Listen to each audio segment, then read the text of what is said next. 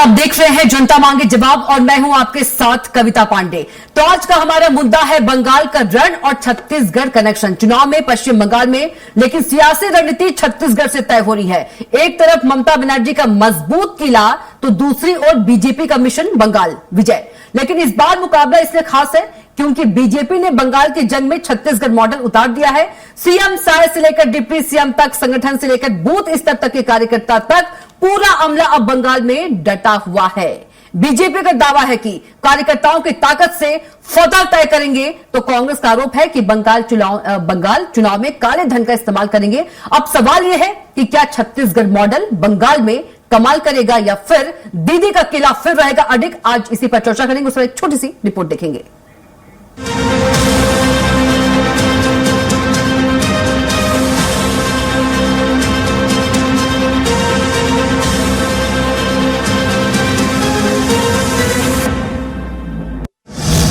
बंगाल के रण में छत्तीसगढ़ बीजेपी की एंट्री।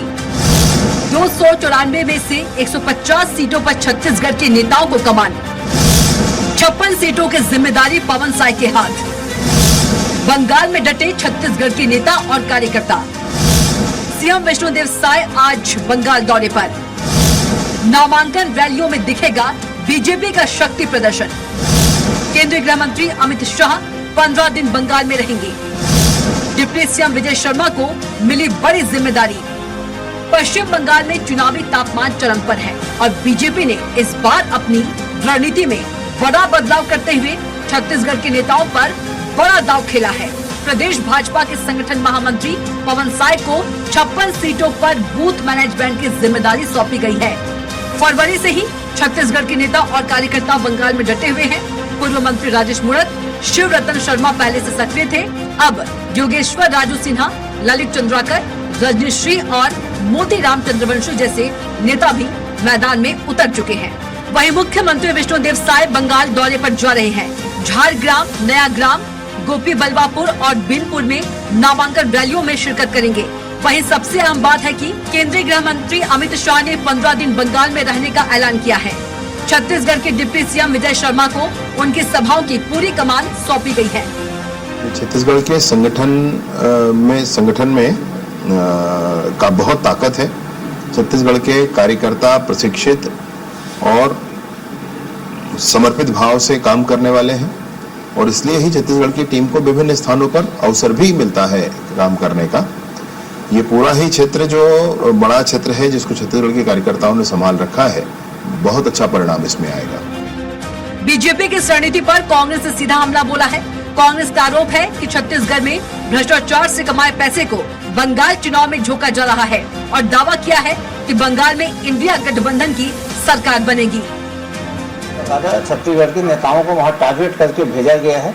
इसका सिर्फ एक मात्र कारण है कि छत्तीसगढ़ में सरकार के द्वारा जो पैसा कमाया जा रहा है भ्रष्टाचार करके, उसको बंगाल में लगाया जाए। और बंगाल भारतीय जनता पार्टी ने बंगाल चुनाव में छत्तीसगढ़ को एटीएम के रूप में उपयोग करना शुरू किया है और वहाँ पे किस प्रकार से चुनावी गड़बड़ियाँ की जाएंगी उसकी रणनीति भी छत्तीसगढ़ के लोगों को सौंपी गई है। वहीं बीजेपी ने पलटवार करते हुए कहा कि पार्टी की ताकत उसके कार्यकर्ता हैं और इन्हीं कार्यकर्ताओं के दम पर बीजेपी ने कई राज्यों में जीत हासिल की है। बीजेपी का कहना है कि कांग्रेस भ्रष्टाचार की बात कर रही है, लेकिन उनके अपने कार्यकाल में नेता और अधिकारी जेल बेल पर रहे। मुख्यमंत्री निवास में उप सचिव आज जेल में है, उनके कई अधिकारी जेल में हैं। अभी बड़ी मुश्किल से उनके मंत्री बेल में हैं और उनके परिजन तक, पूर्व मुख्यमंत्री के परिजन तक बेल में हैं। और ये भ्रष्टाचार की आस पूरे कांग्रेस के प्रत्येक मंत्रियों पर और मुख्यमंत्री तक पर लगी थी। इसलिए कांग्रेस को हर कारण में भ्रष्टाचार दिखता है। वास्तव में भारतीय जनता पार्टी कार्यकर्ताओं पर हाई पार्टी और उनके दम पर चुनाव जीतती है, इसलिए उनकी जिम्मेदारी अलग अलग राज्यों में लगाई गई है। बहरहाल बंगाल का सियासी रण अब अपने चरम पर पहुंच चुका है। एक तरफ ममता बनर्जी का मजबूत जनाधार और अनुभव, तो दूसरी ओर बीजेपी की आक्रामक रणनीति और छत्तीसगढ़ मॉडल का दाव। विष्णुदेव साय से लेकर संगठन के बड़े चेहरों तक पूरी ताकत के साथ बीजेपी ने बंगाल में अपनी मौजूदगी दर्ज कराई है। लेकिन सवाल सिर्फ रणनीति का नहीं, बल्कि जनता के भरोसे और जमीन की हकीकत का भी है। क्या बाहरी रणनीति बंगाल की राजनीति को बदल पाएगी या फिर दीदी का किला एक बार फिर अडिग साबित होगा? फिलहाल दावे भी बड़े हैं और दाव भी अब फैसला बंगाल की जनता के हाथ में है, जो तय करेगी रणनीति जीतेगी या जमीनी पकड़। स्वराज एक्सप्रेस के लिए रायपुर से दिलीप साहू की रिपोर्ट। तो बंगाल के सियासी रण पर आपने हमारी एक छोटी सी रिपोर्ट देखी और अब इस पर चर्चा करेंगे। चर्चा के लिए हमारे साथ मेहमान भी मौजूद है। शताब्दी पांडे है बीजेपी प्रवक्ता और वंदना राजपूत कांग्रेस प्रवक्ता है। के शर्मा जी वरिष्ठ पत्रकार हैं। आप तीनों को चर्चा में बहुत स्वागत है। शताब्दी जी, वंदना जी और के शर्मा जी। सबसे पहले के शर्मा जी के पास जाएंगे, आपके पास भी आएंगे शताब्दी जी और वंदना जी। के शर्मा जी, 29 और 23 अप्रैल को पश्चिम बंगाल में विधानसभा चुनाव है और यदि हम बात करें तो सीएम साय से लेकर डिप्टी सीएम, संगठन, कार्यकर्ता सभी को पश्चिम बंगाल में उतार दिया गया है। 294 में से 150 सीटों पर छत्तीसगढ़ के नेताओं को कमान दी गई है और अभी हमने सुना कि विजय शर्मा कह रहे थे छत्तीसगढ़ में संगठन में बहुत ताकत है। तो किस तरह से देखते हैं, क्या ताकत जो है जीत दिला पाएगी? निश्चित रूप से भाजपा का अश्वमेध का घोड़ा जीत का कहें, वो बंगाल में कहीं अटक रहा है। वो बंगाल मिशन है अमित शाह का, जिस तरह से उत्तर प्रदेश में वो एक मजबूत किला बनाने में सफल रहे, क्या बंगाल में वो स्थिति बनेगी? और जो अमित शाह हो या भाजपा के राष्ट्रीय अध्यक्ष की बात करें, नितिन नवीन जो है वो छत्तीसगढ़ प्रभारी रहे, यहाँ के कार्यकर्ताओं नेताओं से बखूबी वाकिफ है।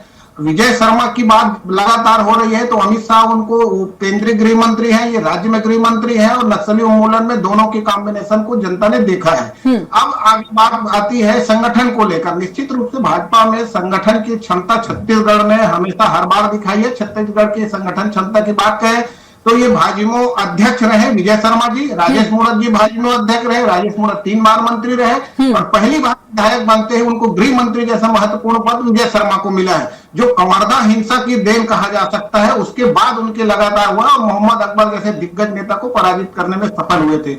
अब वहां पे बात आती पैसे को लेकर जो बात आ रही, ये बात और हम कैसे कह सकते हैं कि हम यहाँ के छत्तीसगढ़ से पैसा दे रहे हैं? यदि कांग्रेस की भाजपा भी आप लगाती थी जब कांग्रेस की सरकार थी, असम के प्रभारी जब भूपेश बघेल थे, अब पैसे को जा रहे हैं, ये चुनाव आयोग के पास शिकायत जाए, चुनाव आयोग देखे या ममता बनर्जी को जानकारी हो तो ममता बनर्जी की पुलिस कार्रवाई करे या हम पे कोई पुष्टि हो जाए कि भ्रष्टाचार हो रहा है छत्तीसगढ़ में, तब कहीं ये बात की आएगी। ये आरोप प्रत्यारोप कर है, लेकिन महत्वपूर्ण है कि वहां पे भाजपा के लिए भी आसान नहीं है। 77 विधायक है उनके, जबकि ममता दीदी के तृणमूल के 213। ये अंतर है। कांग्रेस वहां पे अभी होने के लिए उनके पास है नहीं, तो सभी 282 सीटों पर मैदान में कांग्रेस जा रही है, कम्युनिस्ट अलग चुनाव चल रही है। तो इस स्थिति में बिल्कुल के शर्मा जी आऊंगे आपके पास। अब हम चलेंगे शताब्दी, अब हम चलेंगे बीजेपी प्रवक्ता के पास, शताब्दी पांडे जी के पास। शताब्दी जी, आपकी रणनीति पर कांग्रेस ने सीधा हमला बोला है।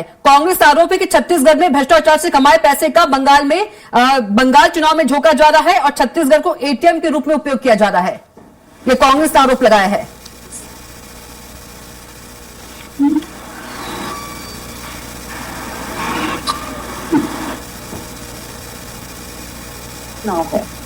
और ये तुष्टीकरण बनाम लोकतंत्र का चुनाव है।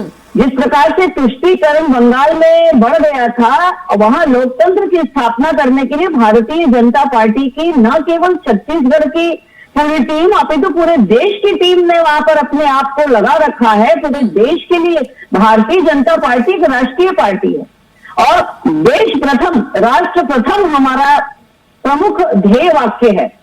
इसको ध्यान में रखते हुए भारतीय जनता पार्टी ने जो छत्तीसगढ़ में एक छत्तीसगढ़ मॉडल प्रस्तुत किया है संगठन और सुशासन का, इसकी वजह से वहां पर हम गए हैं। और ये जो आरोप लगा रहे हैं काले धन का और ये सब से इनकी खुद की काली सोच है, क्योंकि स्वयं ने काले कारनामे किए हैं, स्वयं ने इतने घोटाले किए हैं। और इनसे मैं पूछना चाहती हूँ कि कहाँ है इनके रामगोपाल अग्रवाल, जो कांग्रेस कार्यालय में 850 करोड़ रुपए रखवाते हुए वीडियो जारी हुआ, जो उन्होंने वो कहाँ है, वो कहाँ छुपे हुए? और ये किस प्रकार से सोनिया जी और राहुल के एटीएम बने हुए थे। तो ये दूसरों के ऊपर इस प्रकार के आरोप लगाने के पहले इनको अपने गिरेबान में झांक लेना चाहिए और नैतिकता से बात करनी चाहिए। ये स्वयं जेल में है या स्वयं बेल पर है, तो ऐसे लोगों को अधिकार नहीं है इस प्रकार की बातें करने का। वास्तव में भारतीय जनता पार्टी में बूथ से हम अपने संगठन को मजबूत करते हैं।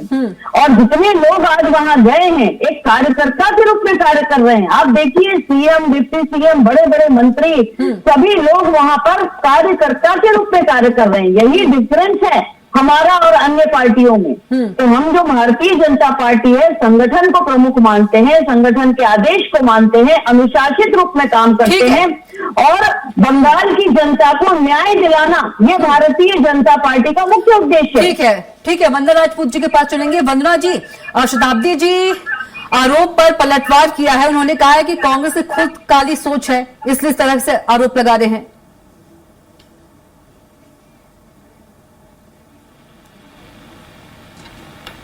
बड़े विश्वास के साथ भारतीय जनता पार्टी को कमान सौंपी है, लेकिन छत्तीसगढ़ की जनता को वो लोग भगवान के भरोसे छोड़ करके कई हफ्तों तक जो यहाँ के मंत्री हैं बंगाल में डटे हुए हैं। चले ठीक है, अच्छा प्रचार प्रसार करिए, लेकिन छत्तीसगढ़ की जो जनता को जो अभी मूलभूत में जो परेशानी हो रही है, उनकी औसतता पूरी नहीं हो रही है, उस पर तो ध्यान देना चाहिए। आप देखेंगे कि छत्तीसगढ़ के जो खून पसीने की जनता की कमाई है, आप उसको बंगाल में चुनाव प्रचार में उड़ा रहे हैं। जो आपका लगातार जो भ्रष्टाचार की बात करूं, चाहे जमहूरी का भ्रष्टाचार की बात करूं, चाहे महिला एवं बाल विकास विभाग के भ्रष्टाचार की बात करूं, शिक्षा विभाग की शताब्दी जी, अभी आपका वक्त नहीं है। शताब्दी जी, शताब्दी जी, वक्त की बहुत कमी होती है, बोलने दीजिए वंदना जी को। शताब्दी जी, वंदना जी को बोलने दीजिए। शताब्दी जी, वंदना जी को बोलने दीजिए। आपने अनुशासन के बाद अनुशासन दिखाई डिबेट में, प्लीज चलिए वंदना जी बोलिए। देखिए, हकीकत आप बात रखो ना तो भारतीय जनता पार्टी के जो प्रवक्ता है ना उसको मिर्ची लग जाती है। आप देखेंगे कि ओपी चौधरी वित्त मंत्री की बात करूं मैं, पिछले कई दिनों से अपना बोरिया बिस्तर लेकर के बंगाल में है और यहाँ हमारे जो डीएड के अभ्यर्थी हैं पिछले 3 महीने से लगातार आंदोलन कर रहे हैं। इसके लिए वित्त मंत्री जी के पास, भारतीय जनता पार्टी के सरकार के पास फंड नहीं है और जो डीएड अभ्यर्थी है मुलाकात भी नहीं करते, कितनी शर्म की बात है। वो जो बच्चे हैं कभी जल में समा रहे हैं, कभी अग्नि से जल रहे हैं, तो कभी पुलिस के मार खा रहे हैं, लेकिन वह भारतीय जनता पार्टी के नेता कोई उससे जाकर के मुलाकात नहीं कर रहे हैं। ये भारतीय जनता पार्टी की सरकार है। और सुशासन की बात कर रहे थे आप, कौन से सुशासन की बात कर रहे हैं? लगातार यहाँ पर महिलाओं पर अत्याचार, अनाचार, बलात्कार की घटनाएं बढ़ती जा रही है। आप कौन से सुशासन की बात करते हैं? रही बात, आप यदि भ्रष्टाचार की बात करते हैं तो पिछले 2 साल में भारतीय जनता पार्टी के सरकार के नाक के नीचे में भ्रष्टाचार हो रहा है और सिर्फ उसके मंत्री ही उजागर कर रहे हैं, आपके विधायक ही उजागर कर रहे हैं, लेकिन आपको कुछ समझ नहीं आ रहा है। अब भारतीय जनता पार्टी की कथनी और करनी में कितना अंतर है आज जनता बहुत अच्छे से समझ गई है। आप छत्तीसगढ़ के मॉडल की बात कर रहे हैं, आप गुजरात मॉडल की चर्चा नहीं करेंगे क्या? क्योंकि गुजरात मॉडल तो फ्लॉप हो गया। ठीक है, वंदना जी के शर्मा जी के पास चलेंगे। वंदना जी के शर्मा जी के पास चलेंगे। जी के शर्मा जी, पश्चिम बंगाल पर हम बात करेंगे। छत्तीसगढ़ मॉडल जो अपनाया जा रहा है, किसानों को समर्थन मूल्य से अधिक राशि देना एक बड़ा विषय है। दूसरा महतारी वंदन, जब घोषणा आएगा तो समझ में आएगा कि इन विषयों को वहां शामिल किया जाता है क्या महिलाओं के लिए। और दूसरा चीज है वहां पे घुसपैठिए का एक बड़ा मामला रहा है बंगाल, SIR में भी इस तरह से बातें आई है। उन सबको लेकर भाजपा की केंद्र सरकार केंद्र में बैठी है, वो वहां जाके जो हिंदुत्व के मुद्दे को लेकर मैदान में उतर रही, तो वो किस ढंग से वहां पे जनता उसको रिएक्ट करती है ये देखना है। संघर्ष है, जिस तरह से लोकसभा चुनाव में आप देखेंगे भाजपा की सीटों की संख्या जो है घट जाती है, 18 से 12 हो जाती है और जो तृणमूल है वो 22 से 29। और ममता दीदी को तो पुष्पित पल्लवित करने का काम कांग्रेस और भाजपा ने ही किया है। केंद्र में लगातार मंत्री रही, कांग्रेस के में रही, फिर वो जाके वो अलग से तृणमूल कांग्रेस होता है, अब वो अलग अलग चुनाव लड़ रहे हैं। कांग्रेस सभी सीटों पर अलग से चुनाव लड़ने की बात कह रही, भाजपा पूरी तरह मैदान में है, अमित शाह वहां डटे हुए हैं। छत्तीसगढ़ मॉडल की बात करें तो यहाँ के जो मोदी की गारंटी है उसमें किन विषयों को वहां शामिल किया जाता है और मुद्दों के आधार पर राजनीति को वहां स्वीकार किया जाता है कि ध्रुवीकरण और तुष्टीकरण की जो बात कही जा रही है ये एक बड़ा विषय फैक्टर वहां बन के आते हैं। चुनाव प्रक्रिया जैसे आगे बढ़ेगी, मुझे लगता है कि बंगाल के जो स्थिति है वो क्लियर होते जाएगी। अभी फिलहाल छत्तीसगढ़ की जो बात आ रही है, तो भ्रष्टाचार के लिए क्या जनता को यह सोचने का विषय नहीं है क्या चुनाव के कारण ही भ्रष्टाचार होता है? क्या भ्रष्टाचार का पैसा चुनाव में लगता है? क्या चुनाव आयोग उसमें क्या कर रही है? चुनाव को निष्पक्ष रूप से बिना लालच के मतदान करने से ज्यादा बेहतर रिजल्ट आएगा क्या? ये जनता को सोचना है। ये तो पुष्टि कैसे हो पाएगा जब तक कोई पकड़ नहीं आया, किसी को चोट कैसे कह सकते हैं? यही स्थिति है। भ्रष्टाचार को लेकर जनता क्या महसूस कर रही है? कांग्रेस जो आरोप लगा रही है उसको, या भाजपा जो सरकार में है इसी भ्रष्टाचार के जीरो टॉलरेंस और गुड गवर्नेंस को लेकर चुनाव जीती है, वो क्या स्थिति में? ये तो जनता के ऊपर निर्भर है। नक्सली हिंसा मुक्ति को लेकर यहाँ बात ठीक है शताब्दी जी बस चलेंगे। शर्मा जी शताब्दी जी आप कुछ बोल रही थी, अब आप बोलिए। बीजेपी की प्रवक्ता वर्सेस कांग्रेस की प्रवक्ता। कांग्रेस की प्रवक्ता बोल रही तो निश्चित रूप से मुझे उस समय नहीं तो स्क्रीन पर तो यही आएगा ना कि भाई वो बोल रही है और मैं चुपचाप। तो फिर अगर आप डिबेट का देखिए जो डिबेट समझ रहे ना कि बिल्कुल। अब आप मुद्दे पे बात कीजिए शताब्दी जी, मुद्दे पे बात कीजिए। डिबेट के फॉर्मेट पर आप फिर स्क्रीन पर मत दिखाइए, मुझे स्पष्ट दिखाइए या उनको दिखाइए। खैर मैं ये कहना चाहूंगी कि कांग्रेस की प्रवक्ता जिस तरीके से आरोप लगा रही है कि यहाँ पर छत्तीसगढ़ के लोगों को ऐसे ही छोड़कर चले गए हैं और दूसरे राज्य में क्यों चले गए, मेरा ये कहना है कि इनकी दृष्टि जो है ना वो केवल खंडित है, वो केवल राज्य तक सीमित है। जबकि भारतीय जनता पार्टी संपूर्ण भारत के दृष्टिकोण से कार्य करने वाली पार्टी है और इनके पास राज्यों तक सीमित दृष्टि होने के साथ ही कमजोर नेतृत्व है। हमारे नेतृत्व के आधार पर जिस प्रकार से जिस राज्य में जैसी आवश्यकता होती है कार्यकर्ताओं को भेजा जाता है और हमने जीत हासिल करके दिखाई है। विशेष तौर पर मैं कहूंगी कि आज बंगाल की अस्मिता की लड़ाई है, बंगाली अस्मिता की लड़ाई है। आज बंगाल लोकतंत्र खतरे में है। बंगाल में आज वहां तुष्टीकरण की नीति है, हिंसा है, भ्रष्टाचार है। इसको दूर करने के लिए छत्तीसगढ़ में जिस प्रकार से एक मॉडल स्थापित किया भारतीय जनता पार्टी ने, इतनी बड़ी सफलता प्राप्त की नक्सल जैसी समस्या से, आज सारी गारंटी पूरी कर रहे हैं। इस प्रकार का हम यहाँ पर अच्छे से हमारी जनता की सेवा में लगे हुए हैं और साथ ही वन नेशन वन विजन को लेकर हम चलते हैं। इसलिए हमारे कार्यकर्ता आज बंगाल में है। वक्त की कमी है, वंदना जी के पास चलेंगे। जी वंदना जी जवाब दीजिए। देखिए लोकतंत्र खतरे में जो बता रही है मेरी बड़ी बहन, वाकई में 2014 के बाद लोकतंत्र खतरे में है, क्योंकि जो पारदर्शिता के साथ पहले जो चुनाव होती थी अब पारदर्शिता खत्म हो गई है। भारतीय जनता पार्टी के जो नेता है वो अपने ऊपर अपने जैसे परिभाषित करते हैं और अपने परिभाषित किए गए नेताओं के हिसाब से चुनाव आयोग काम करता है। आज आप निष्पक्ष चुनाव नहीं दे पाएंगे। जनता यही चाहती है कि निष्पक्ष चुनाव हो, चाहे आप जिस पार्टी को भी वोट कर रहे हैं उस पार्टी को वो वोट मिलना चाहिए। लेकिन भारतीय जनता पार्टी की सरकार में, क्योंकि मालूम है कि केंद्र में मोदी सरकार कुछ ऐसा अच्छा उतना वर्क नहीं कर पा रही है जितना वो वादा की थी। चाहे महंगाई की बात करूं, चाहे बेटी की सुरक्षा की बात करूं, ये बहुत सारे ऐसे मुद्दे हैं, चाहे रोजगार की बात करूं, एक भी कार्य में वो सफल नहीं हो पाए। हर एक नीति फेल हो गई है, जिसके कारण बलपूर्वक हो चाहे छल पूर्वक हो भारतीय जनता पार्टी बंगाल के चुनाव में लगे हैं। बिल्कुल वंदना जी, बिल्कुल वंदना जी वक्त की कमी है।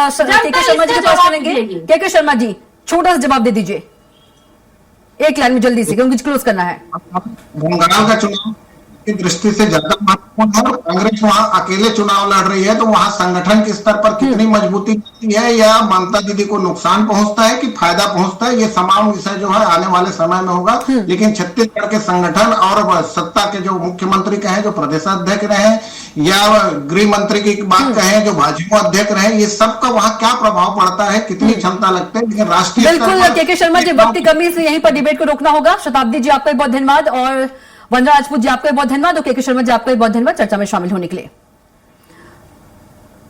तो फिलहाल के जनता मांगे जवाब इतना ही। आप देखते रहिए स्वराज एक्सप्रेस। नमस्कार।